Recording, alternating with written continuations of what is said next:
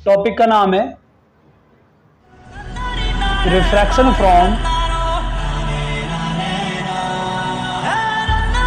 Rare to denser. Refraction from rare to denser spherical refracting surfaces.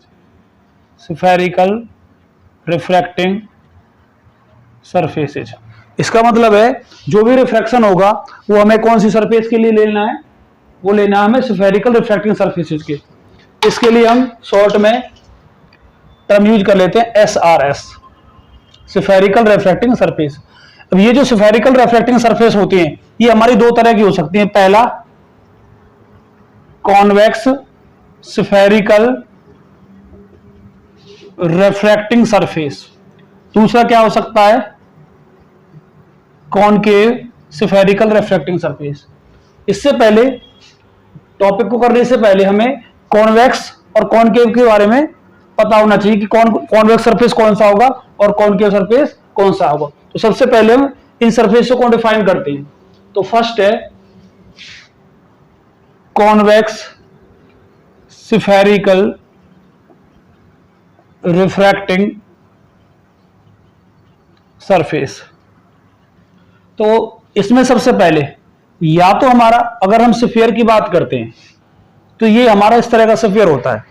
इसको जब हम इसे 20 में से कट करेंगे तो हमारे पास दो सरफेसेज आती हैं, या तो ऐसे होगा या इस तरह से होगा।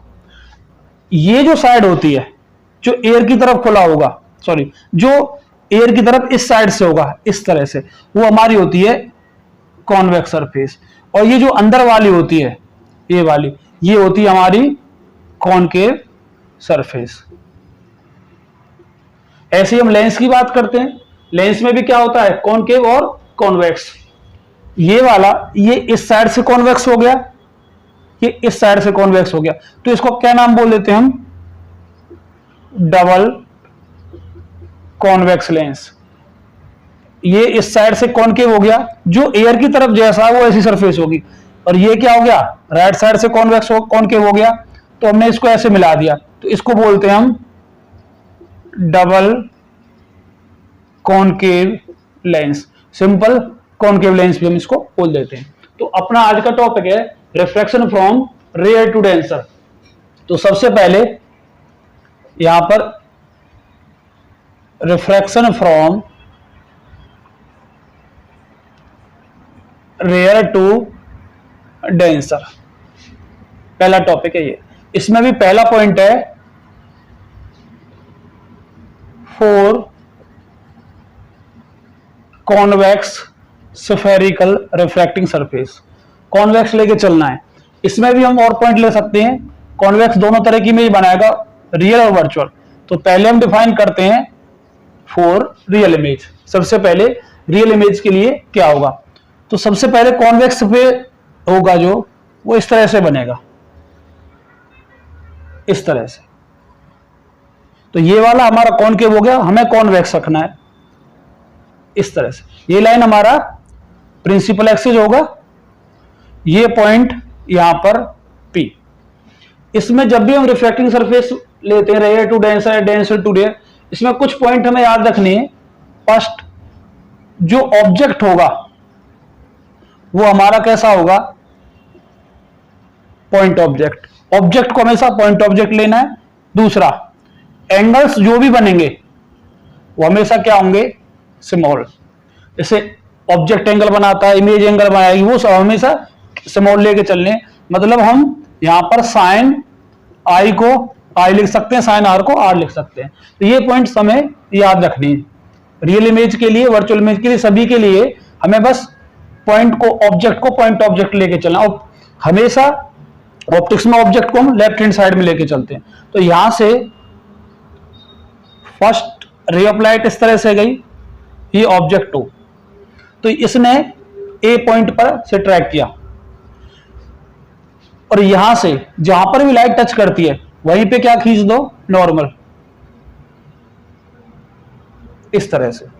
तो ये नॉर्मल के लिए N और ये पॉइंट हो गया हमारा C। नॉर्मल से ये मीडियम है रेयर और ये मीडियम है हमारा डेंसर। इसको हमने μ1 से डिनोट कर दिया और इसको μ2 से। आप बुक के अकॉर्डिंग n1 या n2 से भी डिनोट कर सकते हैं। तो सिंपल मैं इसको यहाँ पे μ2 से डिनोट कर रहा हूं। जब लाइट रेड से डेंसर में जाती है तो कहां मुड़ती है? Toward the normal. तो नॉर्मल हमेशा दूसरे मीडियम वाला काउंट होगा। तो लाइट इस तरह नॉर्मल किससे इस तरह मुड़ जाएगी और यहां पर इनकी इमेज बनेगी। अब बात आती है इमेज तो कब बनती है? इमेज हमेशा तब बनती है जब दो या दो से ज्यादा लाइट रिफ्लेक्ट कर चुकी हो या रिफ्लेक्ट कर चुकी हो। तो यहां पे तो एक ही लाइट है, इससे पहले एक ध्यान रखना है, एक लाइट ऑलरेडी इससे आ चुकी है, ये वाली। तो ये दोनों यहां के बाद ये ओपी से होते हुए इस तरह, तो एक लाइट ये आई और एक ये, तो यहां पर जो होंगे यहां पर इसकी इमेज बना देगी। कंस्ट्रक्शन में क्या करना है? हमें यहां पर एक परपेंडिकुलर ड्रा करना है। अब इसमें सबसे पहले ये पॉइंट ए, ये एम सी आर, हमें इनके अंदर एंगल रखने हैं सबसे पहले। तो जो ऑब्जेक्ट वाला होगा वो हमेशा अल्फा एंगल होगा। दूसरा जो हमारा इमेज वाला होगा वो हमेशा हमारा बीटा एंगल होगा और जो सी के साथ बनेगा वो हमेशा हमारा गामा एंगल होगा। ये हमें याद रखना है। ऑब्जेक्ट के साथ हमेशा जो एंगल होगा वो हमारा क्या होगा? अल्फा। तो हम इसको ऐसे डिनोट कर सकते हैं, angle A O M alpha. ये सभी के लिए फिक्स है, आप यही पॉइंट रखो, सभी के लिए फिक्स होगा। नेक्स्ट ए आई एम क्या होगा? बीटा। ए सी एम क्या होगा? गामा। ये एंगल्स हमें याद रख, एंगल्स हमेशा अंदर की साइड बनाने हैं, यहां से अंदर, इधर इस साइड से। अब इसमें हमें देखो, जब लाइट रेयर टू डेंसर जाती है, डेंसर टू रेयर जाती है, सिंपल बात करें, जब भी रिफ्रैक्शन होता है तो हमें दो मीडियम की जरूरत पड़ती है। और मीडियम के लिए अगर हमें जरूरत पड़ती है तो हमने इसमें लॉ डिस्कस किया है according to Snell's law. Snell's law हमें पता होना चाहिए, क्या होगा? Sine I upon sine R is equal to μ2 upon μ1। अब यहां पर देखो, साइन आई और साइन आर है, μ2 अपॉन μ1। एंगल्स आर ऊपर बता दिया था पहले, एंगल्स आर स्मॉल। एंगल अगर छोटे हैं तो हम इस साइन आई को क्या लिख सकते हैं? आई, इस आर को आर μ2 अपॉन μ1 यहां से। तो हमारे पास कितना आएगा? μ1 आई क्रॉस मल्टीप्लाई कर दिया इज इक्वल टू μ2 आर। ये हमारे पास एक सीधी सी इक्वेशन आ गई है, इसको हमने फर्स्ट इक्वेशन नाम दे दिया।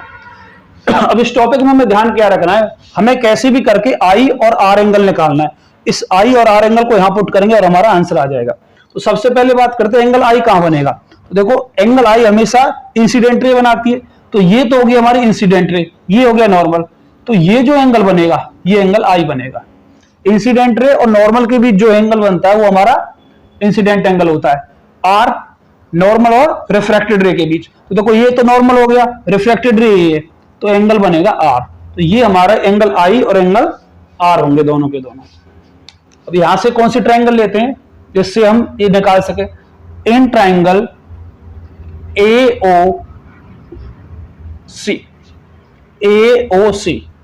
वैसे भी याद रखो, ऑब्जेक्ट वाली ट्रायंगल लेनी है। ए तो कॉमन है, सी भी कॉमन है, बस ऑब्जेक्ट वाली।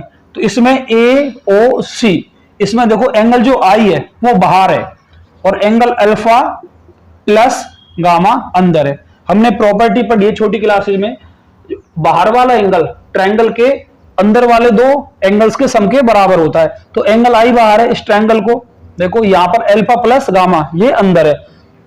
दूसरा, इन ट्रायंगल AIC, यहां से आई निकाल लिया, आई मतलब इमेज वाली, तो इसमें कौन सा निकालना है? आर। तो AIC में देखना AIC, तो इसमें AIC में ये वाली ट्रायंगल बन रही है यहां पर, इसमें बाहर एंगल कौन सा है? गामा। तो गामा की वैल्यू किसके बराबर होगी? आर प्लस बीटा के। पर हमें गामा नहीं चाहिए, हमें तो आर चाहिए। तो आर की वैल्यू क्या हो जाएगी? Gamma minus beta. ये दो वैल्यू हमारे पास आ चुकी है। ये वैल्यू हम कहां पे पुट करेंगे? ये दोनों वैल्यू हम पुट करते हैं इक्वेशन फर्स्ट में। तो इसको मैं ऊपर से रब कर देता हूं यहां से।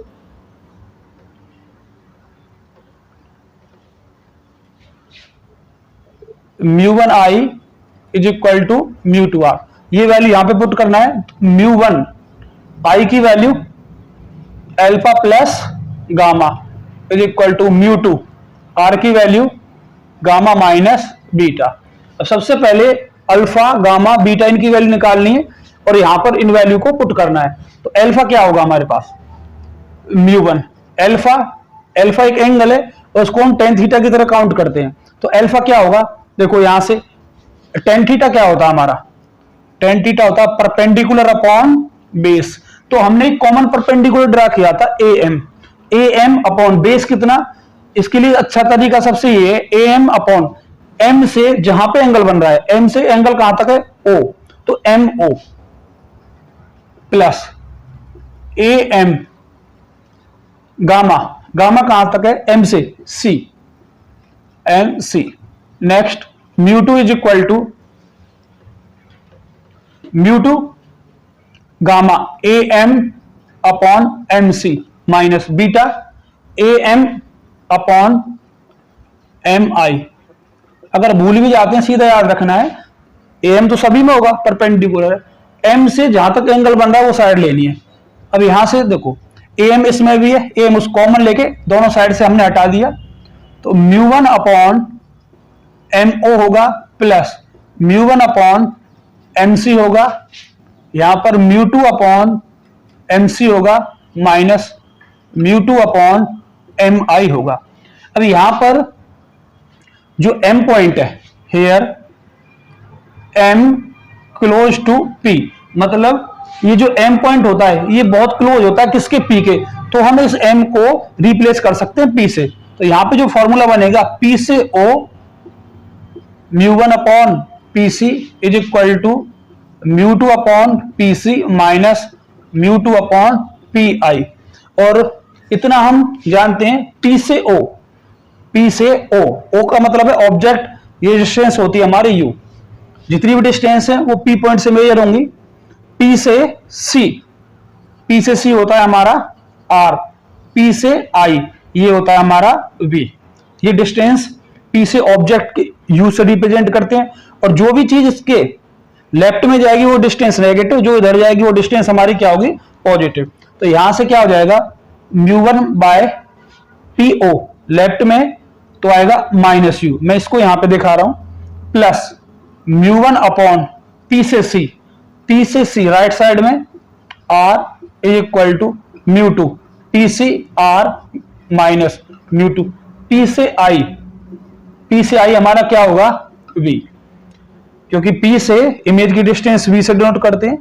अब इसको म्यू वन म्यू टू वाले टर्म को हमने एक साथ रख लिया, minus mu one upon u, इसको इधर ले आए mu two upon v, mu two R minus mu one R, ये हो गया। और क्या लिख सकते हैं इसको mu one upon u plus mu two upon v, इसमें से आर कॉमन ले लें, mu two minus mu one over R, ये पॉइंट होगा हमारा। ठीक है, बस आज की वीडियो में इतना ही। अगर वीडियो अच्छी लगती है तो वीडियो को लाइक करें, शेयर करें और चैनल को सब्सक्राइब करें।